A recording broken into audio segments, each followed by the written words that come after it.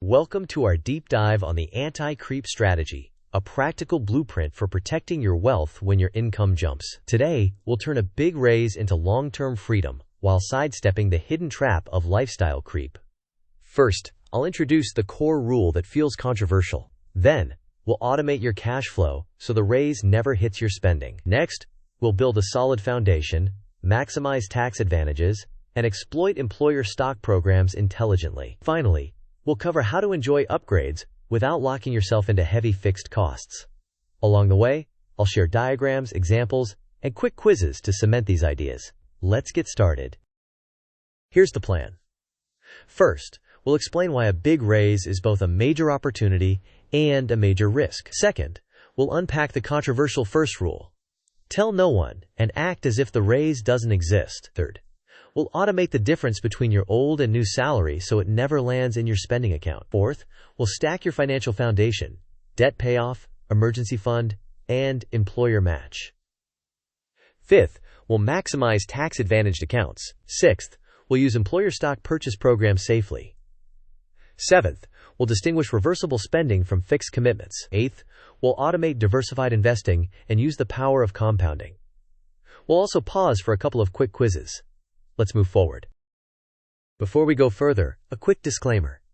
This video is for educational purposes only and is not financial, tax, legal, or investment advice. Everyone's situation is unique, and regulations and contribution limits change. Please consult a qualified professional who understands your personal circumstances before taking action. With that said, let's transition into why a raise can be both a blessing and a trap. A raise can put you at a fork in the road. On one path, lifestyle creep quietly inflates your spending and fixed costs. That can increase stress and reduce flexibility if the economy turns. On the other path, the anti-creep strategy channels the raise into investments and savings, building resilience and compounding toward freedom. The decision is subtle because creep happens gradually. Therefore, we choose intentionally now by designing our systems before the higher paycheck tempts us. With this perspective in mind, let's introduce the controversial rule that anchors the entire strategy. The first rule is simple but difficult. Do not announce your raise and immediately behave as if it never happened. Continue living on your previous budget. This removes social pressure to upgrade your lifestyle and reduces the internal anchoring that makes higher spending feel normal. By not changing your visible habits, you buy time to systematize your cash flow and prevent drift. This also keeps expectations in check with friends, colleagues, or family who might otherwise influence your spending. With the mindset set, let's move to the first operational step: automating the difference between your old income and new income so it never reaches your primary checking account. First, quantify your raise by subtracting your old salary from your new salary.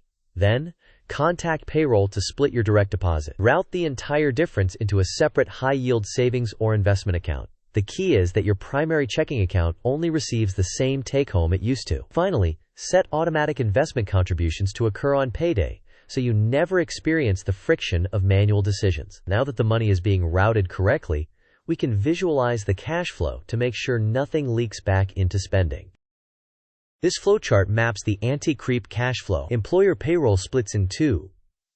The old take-home continues to your checking account for regular bills and spending, while the raised delta diverts to a high-yield savings or investment hub. From the high-yield savings side, you build the emergency fund. From the investment hub, automated flows go to tax-advantaged accounts like your 401k or 403b, IRA, and HSA. Any remaining allocation can flow to a diversified brokerage account. Two important annotations. First, automate contributions on payday to avoid decision fatigue. Second, protect your checking account by keeping it at your old budget level only. Next, let's build the financial foundation before we maximize retirement contributions. Before chasing maximum retirement contributions, lay the foundation. First, eliminate high-interest consumer debt, such as credit cards, because the interest rate often exceeds long-term investment returns. Second, establish an emergency fund that covers at least 3 months of essential living expenses, ideally 6. This protects you from job loss, medical bills, or other unexpected events without needing to liquidate investments at a bad time. Third, Contribute enough to your retirement plan to capture the full employer match. Employer matching dollars are effectively risk-free returns, so prioritize achieving the threshold required to receive every available matching dollar. With your foundation solid, we can now scale contributions into tax-advantaged accounts methodically. This table summarizes the core targets.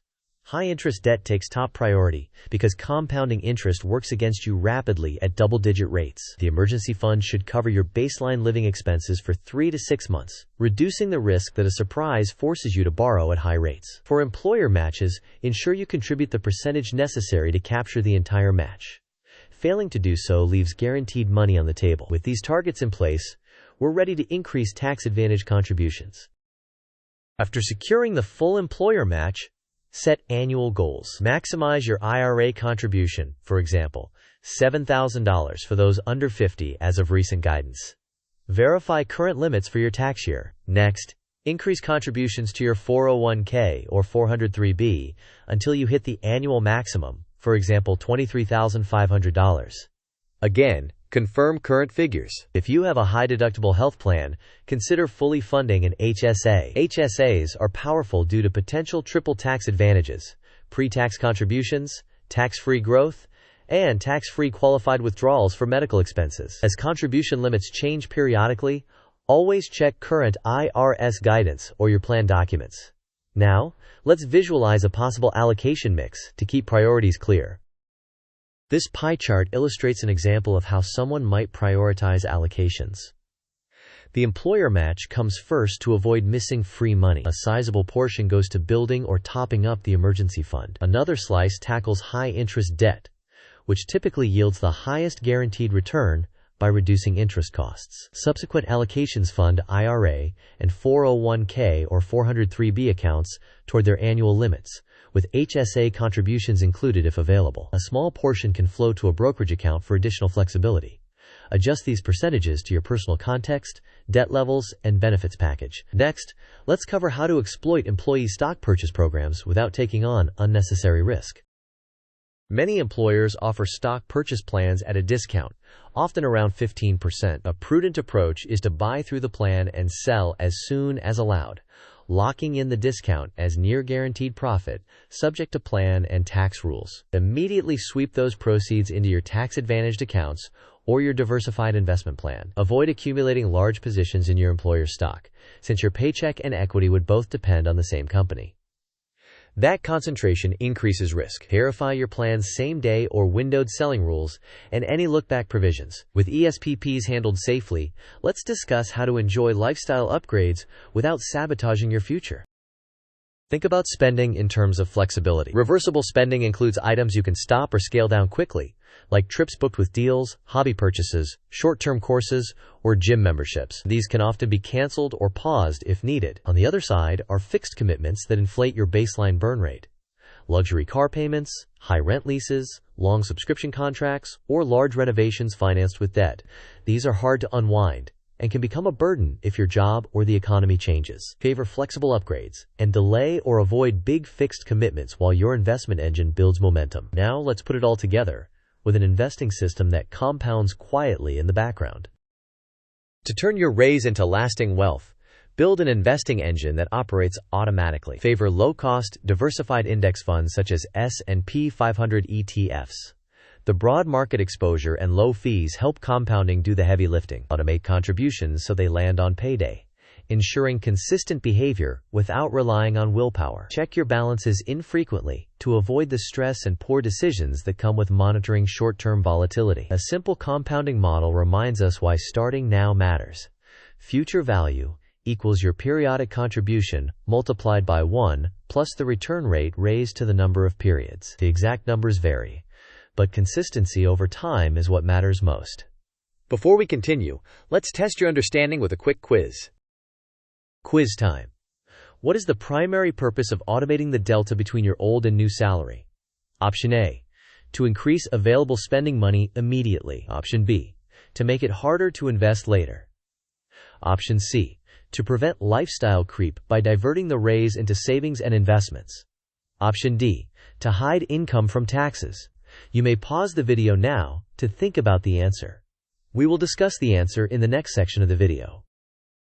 The correct answer is to prevent lifestyle creep by diverting the raise into savings and investments. By automating the delta, your day-to-day spending remains anchored to your old budget, while the new funds are captured for long-term goals. Now, let's try one more quick question about ESPPs.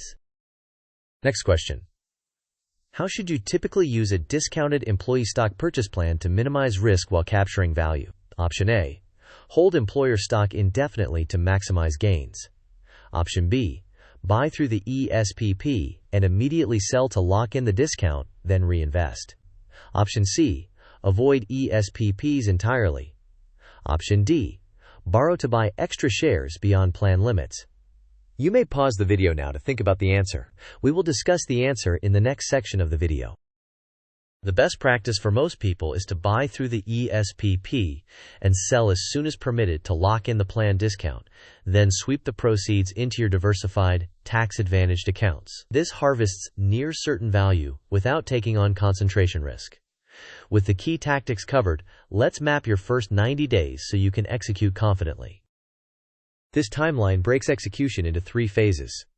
In the first week, calculate the raise delta, set up payroll splits, and open your high-yield savings or investment hub. During days 8 through 30, wire up automation, begin or top up the emergency fund, and ensure you are contributing enough to secure the full employer match. From day 31 to 90, raise contributions toward your 401k or 403b, fund your IRA and HSA as eligible, and enable the ESPP buy and immediately sell process with automatic sweeps to your investment accounts. Throughout, review your spending for reversible versus fixed commitments. Now, let's consolidate the most important ideas. Here are the key takeaways. Behave as if the raise doesn't exist, and keep it quiet to avoid social and psychological pressure. Automate the delta so the additional income is captured before it can be spent. Build your foundation by eliminating high-interest debt, establishing an emergency fund, and securing the full employer match. Maximize tax-advantaged accounts like your IRA, 401k or 403b, and HSA if eligible. Use ESPPs for their discounts, but sell immediately and reinvest to avoid concentration risk. Choose reversible upgrades over heavy fixed commitments. Finally, automate diversified index investing and give compounding the time it needs. Next, let's summarize your immediate action items. To act now, contact payroll and split your direct deposit so the raise delta moves to your savings or investment hub. Open or confirm your high-yield account and set automated contributions on payday. Verify current contribution limits and your plan's rules, as these change over time. If you have an ESPP, enable the buy and immediately sell mechanism with automatic sweeps. Review your spending for fixed commitments you can avoid, and reversible upgrades you can enjoy responsibly. Finally, set quarterly reminders to review your allocations and progress. And as we wrap up, I have a quick favor to ask. Thank you for watching. If this anti-creep strategy clarified how to protect your raise and build real wealth, please like the video, share it with someone who recently got a raise, and subscribe for more step-by-step frameworks. I'd love to hear your questions and your wins in the comments. What will you automate first, and which fixed costs will you avoid? Until next time, stay disciplined and keep compounding.